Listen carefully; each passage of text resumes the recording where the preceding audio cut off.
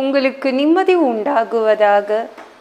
தேவனுடைய இரக்கங்கள் அதிகமாவதாக. தேவன் என்ன சொல்கிறாங்கன்னா, நம்முடைய கர்த்தராகிய இயேசு கிறிஸ்துவினாலே நமக்கு ஜெயம் கொடுக்கிற தேவனுக்கு சோத்திரம்.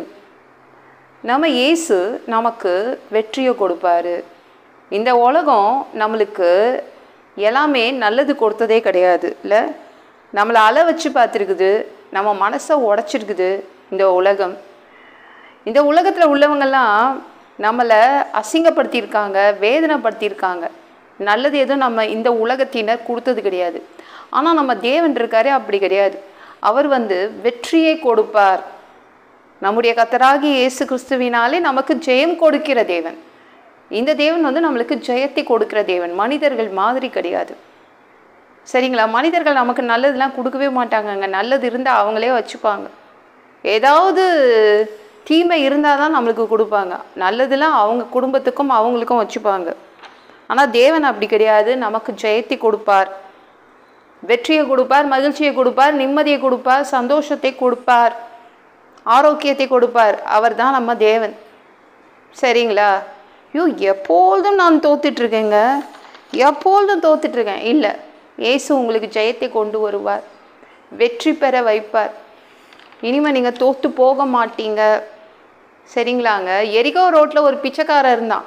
அவனை பிச்சைக்காரனாக மாற்றினது யாருங்க? நம்மளுக்கு நல்லா தெரியும், அவங்க குடும்பத்தினர்.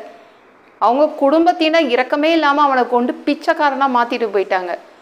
அவன் நீங்கள் மார்க்கு 10:47 கத்துறான் பாருங்களேன். அவன் நசரேயனாகி இயேசு வருகிறார் என்று கேள்விப்பட்டு, இயேசுவே தாவீதின் குமாரனே எனக்கு இறங்கும் என்று கூப்பிட தொடங்கினான். இதுக்கு முன்னாடி அவங்க குடும்பத்தினர்கிட்ட கேட்டிருக்கான், ஐயோ எனக்கு இரக்கம் செய்யுங்க, என்னை கொண்டு போய் எரிகோ ரோட்டில் பிச்சைக்காரனாக போடாதீங்க, என்னை தூக்கி போடாதீங்க. எத்தனையோ தடவை அவங்க குடும்பத்தினரை சார்ந்தவங்க கிட்ட கேட்டான். அவங்க இரக்கம் செய்யலை, இரக்கத்தை கொடுக்கல. ஆனால் இயேசு கிட்ட, இயேசுவே தாவீதின் குமாரனே எனக்கு இறங்கும் என்று கூப்பிட தொடங்கினான். அப்போ இயேசு என்ன பண்ணார்? இரக்கம் செய்தார், இரக்கத்தை கொடுத்தாரு, 2 கண்களை கொடுத்தாரு.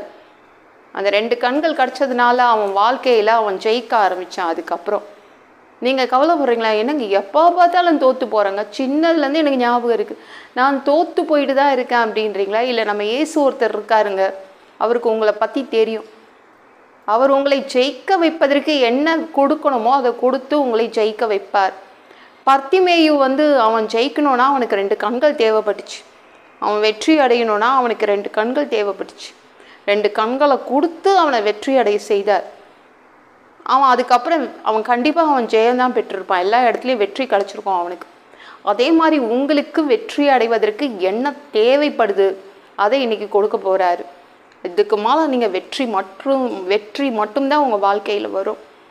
ஜெயத்தை கொடுப்பவர் இந்த இயேசு, ஜெயத்தை கொடுப்பவர். மற்ற மனிதர்கள் மாதிரி கஷ்டத்தை கொடுக்குறவங்க கிடையாது நம்ம தேவன், கண்ணீரை கொடுப்பவர் அல்ல, சரிங்களா? இந்த தேவன், இந்த இயேசு உங்களுக்கு ஜெயத்தை கொடுப்பார். பயப்படாதீங்க, ஜெயிப்பீங்க. இந்த வீடியோ பிடிச்சிருந்துச்சுன்னா மற்றவங்களுக்கு ஷேர் பண்ண மறக்காதீங்க. கர்த்தர் தாமே உங்களை ஆசீர்வதிப்பாராக.